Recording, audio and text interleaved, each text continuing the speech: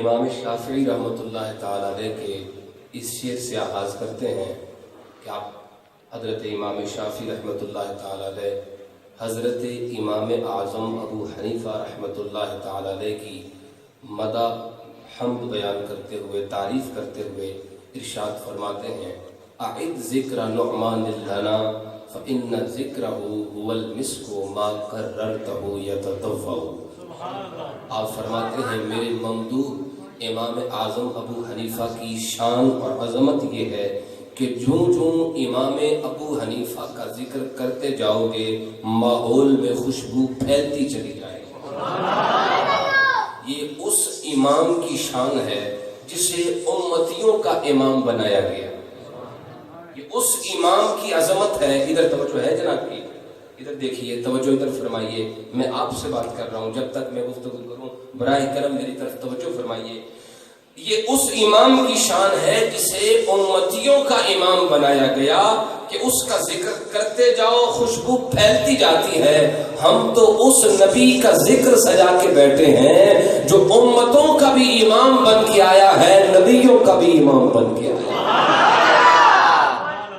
یقیناً حضور کے ذکر میں خوشبو ہے، آواز سلامت ہو باطن کے تو یہ خوشبو محسوس بھی ہوتی ہے، اہل باطن اس خوشبو کو محسوس بھی کرتے ہیں، اللہ کے فرشتوں تک اس محفل پاک کی خوشبو ضرور پہنچتی ہے۔ محبت کے ساتھ جھوم کے ایک مرتبہ مجھے سنائیے سبحان اللہ، سبحان اللہ۔ اسی توجہ کے ساتھ، اس ذوق کے ساتھ بیٹھیے گا۔ ہم اپنے آقا و مولا صلی اللہ تعالی علیہ وسلم کی یہ محفل میلاد، حضور کے ذکر کی مجلسیں کیوں سجاتے ہیں؟ میرے نزدیک اس کا مقصد یہ ہے حضور کی نسبت پہ فخر کرنے کے لیے، اپنے آقا کی نسبت جو ہمیں ملی ہے نا، ہم یہ محفل سجاتے ہیں اپنے آقا کی اس نسبت پہ فخر کرنے کے لیے، توجہ ہے اس بات کی، فخر کرنے کے لیے۔ اور یہ فخر کرنا حضور کی نسبت پر طریقہ کس کا ہے؟ آؤ تو میں بتا دوں۔ اللہ تعالیٰ قرآن پاک میں ارشاد فرماتا ہے ان ربک حکیم علیم، اے محبوب آپ کا رب حکمت والا ہے، علم والا ہے۔ پھر فرمایا ان ربک هو القوی العزیز، آپ کا رب طاقت والا ہے، غالب ہے۔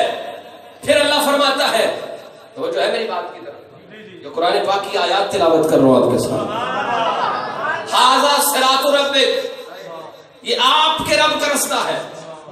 کہیں اللہ تعالیٰ ارشاد فرماتا وَإِذْ قَالَ رَبُّكَ، اور جب آپ کے رب نے کہا، کہیں اللہ فرماتا أَلَمْ تَرَ كَيْفَ فَعَلَ رَبُّكَ، کیا آپ نے نہیں دیکھا کہ آپ کے رب نے کیا کیا؟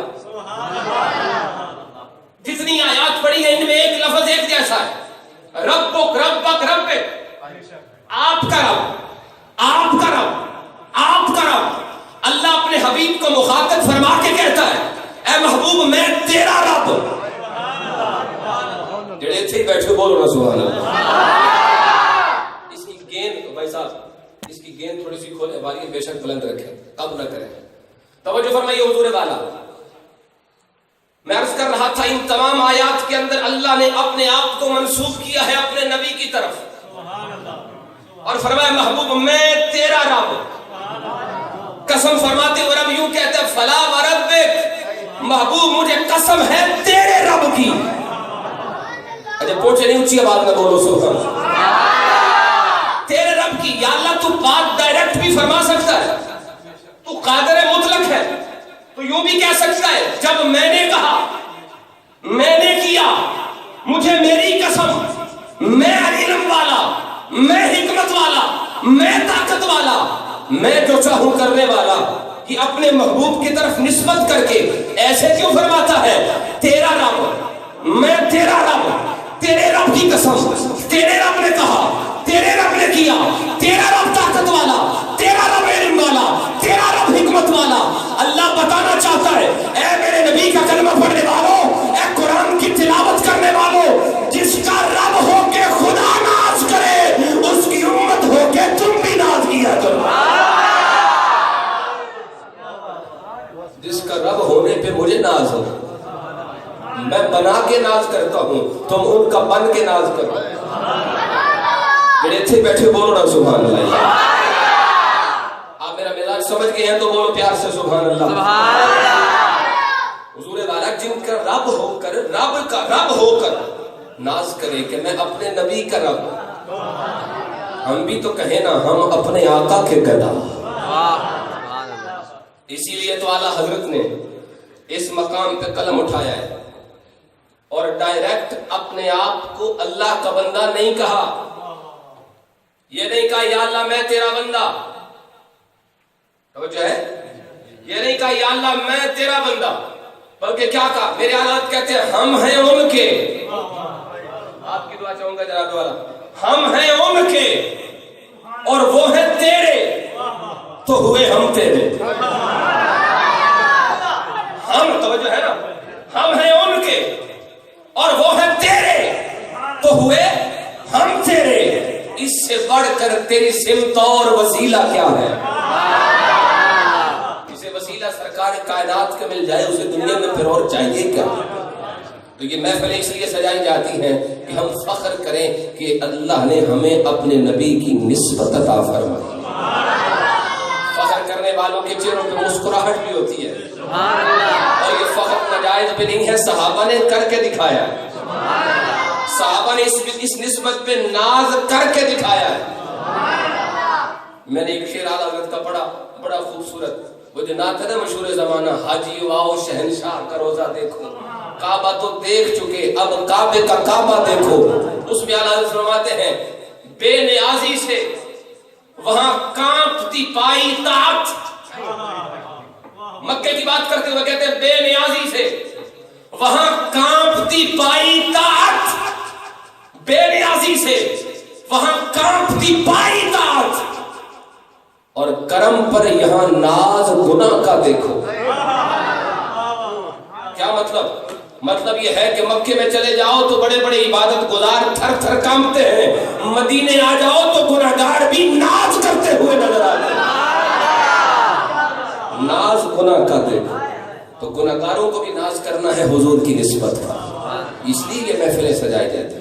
حضور والا آج کی اس مجلس میں آپ کے سامنے نبی اکرم صلی اللہ علیہ وسلم کے حسن کی ایک بات چھیڑنا چاہتا ہوں. حسن رسول کی بات پہ اتنی تھوڑی سبحان اللہ تو نہیں چاہیے نا، اونچی آواز سے. نبی پاک صلی اللہ علیہ وسلم کے حسن کی بہت ساری جہات ہیں، ہر جہت پہ بات کی جا سکتی ہے، مگر اس نشست میں آپ کے سامنے صرف نبی پاک صلی اللہ علیہ وسلم کے حسن العین، آنکھوں کے حسن پہ بات کرتا ہوں. جو صاحب عشق ہو نا اسے یہ بات پتا ہے کہ محبوب کے سارے وجود میں سے جو جان نکال دینے والی شے ہے نا وہ اس کی آنکھیں ہیں.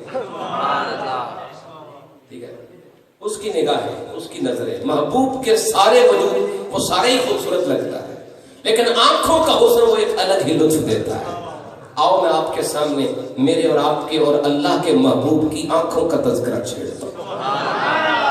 سب سے پہلے تو یہ بات یاد رکھیے، ایک ہوتی آنکھ کا حسن، اس کی بھی تقسیم ہے، دو طرح کا ہے. ایک ہے آنکھ کا ظاہری حسن، آنکھ کی بناوٹ، آنکھوں کی رنگت، یہ، اور ایک ہے آنکھوں کی طاقت.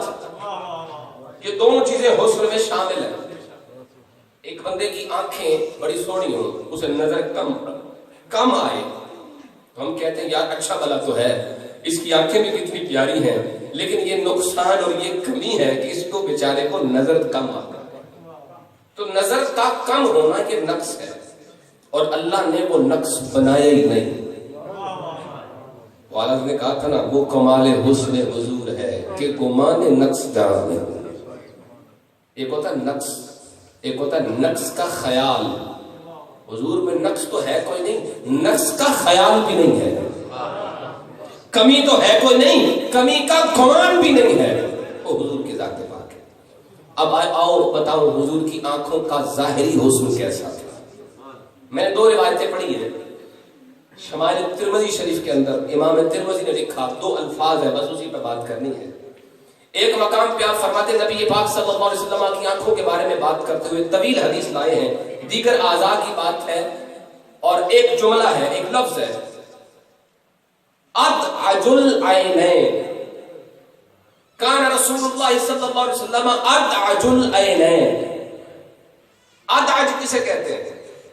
इसका मतलब ये होता है कि जिसकी आंखों में, इसका माना आइमा लुगत ने ये किया कि मन कानत ऐनुहु शदीदत सवाद, जिसकी आंखों की ये जो पुतली होती है, डेला जिसे कहते हो, ये बेइंतहा स्याह हो, बेइंतहा काला हो, इसकी रंगत बिल्कुल स्याही हो, शदीद स्याह रंग हो, उसे कहते हैं अदअजुल ऐनैन। और दूसरा इसका माना बाज आइमा किराम ने ये भी किया, ये आंखों के अंदर जो पुतली है ये भी स्याह हो, और आंखों के गिर्द जो बॉर्डर लगाया है अल्लाह ने बालों का, दोनों तरफ, ऊपर भी और नीचे भी, जिसे पलके आप कहते हैं, जहां पर सुरमा लगाया जाता है, जिस शख्स की ये सुरमा वाली जगह कुदरती तौर पर इंतहाई स्याह हो, यानी उसको सुरमा अल्लाह ने आप लगा के भेजा हो, उसे अदअज कहते हैं। अदअजुल ऐनैन, नबी पाक सल्लल्लाहु अलैहि वसल्लम अदअजुल ऐनैन थे, यानी हुजूर की आंखों में स्याही थी। दूसरा अशकलुल ऐनैन, अशकल का माना क्या होता है? अशकल का माना होता है जिसकी आंखों की ये जो सफेद जगह है ना, सफेदी, ये सफेदी बेइंतहा साफ हो, बिल्कुल चिट्टा सफेद रंग हो, और इसमें सुर्खी के डोरे हो, इसमें सुर्खी के डोरे हो, उस ऐसी आंखों वाले को कहते हैं अशकलुल ऐनैन। ऐसी बेमिसाल आंखें अल्लाह ने सिर्फ अपने नबी को अता फरमाई। अब खुदा ही जाने जो इन नजरों को देखता होगा उसकी हालत क्या होती होगी। हम देखते हैं ना अबू बकर उमर को, एक सहाबी हुजूर की बारगाह में, या रसूलुल्लाह सल्लल्लाहु अलैहि वसल्लम, जब अपने घर जाता हूं दिल घबराने लगता है, दुर्रे मंसूर में रिवायत है, या रसूल दिल करता है दौड़ के आपके पास आऊं, और बड़ा जी घबराता है, हुजूर उस वक्त तक चैन नहीं आता जब तक आके आपको देख नहीं लेता। और एक रिवायत में कहते हैं ज़ननतु अन्ना नफ्सी तखरुज, लगता यूं है नहीं देखा तो मर जाऊंगा, नहीं देखूंगा तो मर जाऊंगा। भाई जिसने वो नजरें एक बार देखी हो उसकी जान न निकले तो और क्या हो। वो अपनी सर की बाजी, जान की बाजी ना लगाए तो फिर और क्या करे। ये बिलाल हबशी ऐसे तो नहीं मारे खाते थे, महबूब से मोहब्बत करने का एक जरिया है वो हसीन हो। तो नबी पाक सल्लल्लाहु अलैहि वसल्लम की आंखों का ये जाहिरी हुस्न मैंने आपके सामने रखा।